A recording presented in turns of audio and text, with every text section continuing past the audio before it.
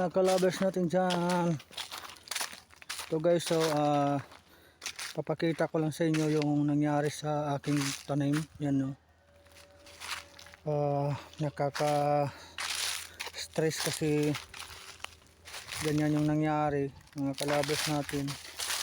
Sa sobrang init na ilang buwan na yung init, ganyan po nangyari sa tanim natin. Yan, namatay na mga kalabers. At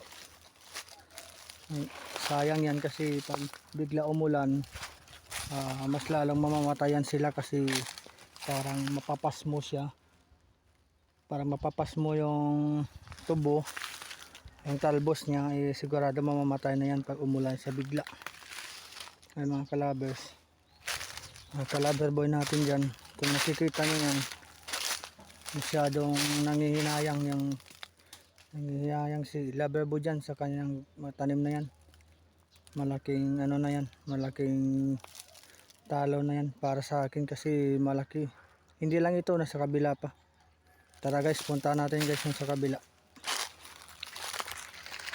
Ayan mga kalaber boy, mga kalabers ko, ganyan po ang nangyari sa pananim ni lover boy dyan oh. Kung makikita yun naman yung ano, yung tanim, kung ano pa ba yan, kung buhay pa ba yan o masusurvive pa ba yan pag umulan. Pero pag umulan yan bigla, sigurado wala na, di na yan mabubuhay mga kalabers, mamamatay na yan talaga. Kasi kung sa tao ba, napapasmo yung tanim, kaya pag inulanan yan sigurado mabubulok yung talbos niya at mamamatay siya. Tataniman ulit yan mga kalabers natin. Yan. At punta tayo sa kabila mga kalabers. Papakita ko sa inyo yung mga nangyari dito, kaya hindi makapokus si lover boy. Hindi makapokus si lover boy kasi iniisip niya yan, yan oh. Iniisip ko yan, pananim na yan. Yan. Yung iba, hindi pa naman namatay yung iba, pero talagang mas malaki yung ano, napinsala mga kalaber boy. Yan oh. Laki yung pinsala yan mga kalaber boy kasi wala pa naman kami mapagkukunan ng ano, itong tanim dyan. Tignan nyo mga kalaber boy. Talaga ano na yung tubo. Naepektuhan talaga yung ano, yung pananim. Yan, naepektuhan talaga. Nakikita yun naman sa video na to na talagang naepektuhan yung tanim. Yan o. Nakikita nyo yung tubo kung okay pa ba yan. Yan o. Yan. Talagang ano na siya. Patay na talaga siya mga kalaber boy. Yan o. Tumba na yung tubo. Yan. Makikita nyo dyan. Nire-reveal ko lang sa inyo para at least alam din ninyo yun. Hindi sa baka sinasabi nyo pinapakita ko dahil ganyan. Hindi. Pinapakita ko lang kasi malaking ano to sa kay lover boy. Malaking talo na to. Halos kalahati ng tanim ano lahat na naapektuhan ng ganitong init. Yan. Kaya nakaka-stress pag ganito yung mangyayari mga kalaber boy. Yan o. Yan. Diba? Kung nakikita nyo rin yan, nakaka-stress yan katulad sa akin. Kasi tagal na panahon na pinag-arapan namin yan eh. Ang hirap magtanim ng ano, sariling sikap. Tapos ganito din yung mangyayari. Yan. Kaya wala na kami magagawa kasi ganyan nangyayari. Hindi natin mapigilan yung ano. Hindi natin mapipigilan yung panahon na magkaganito.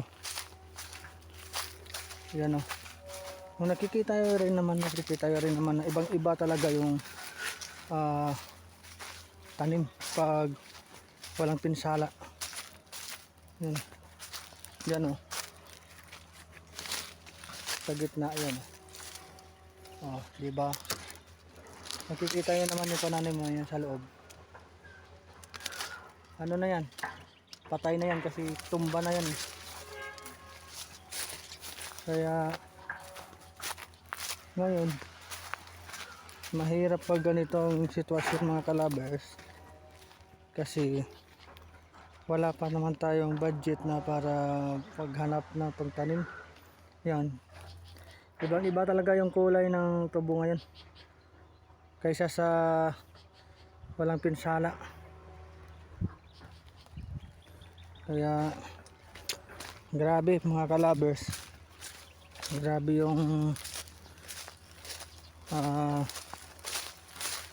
pag-iisip natin dito kung paano natin malalampasan to.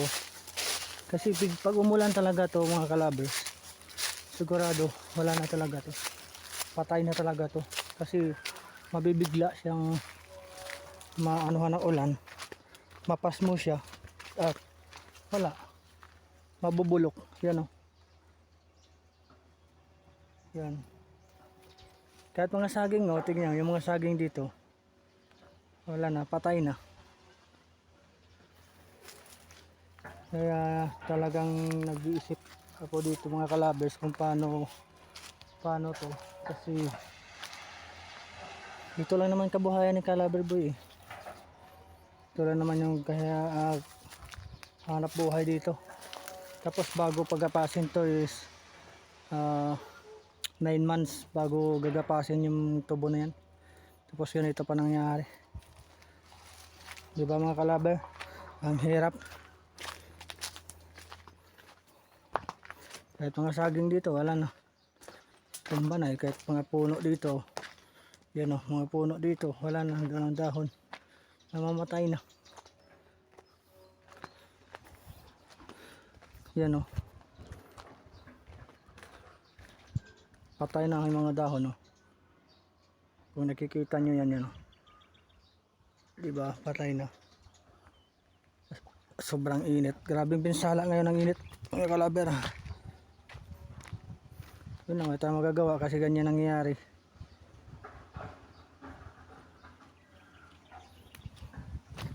Ang iniisip ko lang kasi yung ano, yung pananim namin na ito lang naman yung kabuhayan namin ni mama, tapos ganito pa nangyari.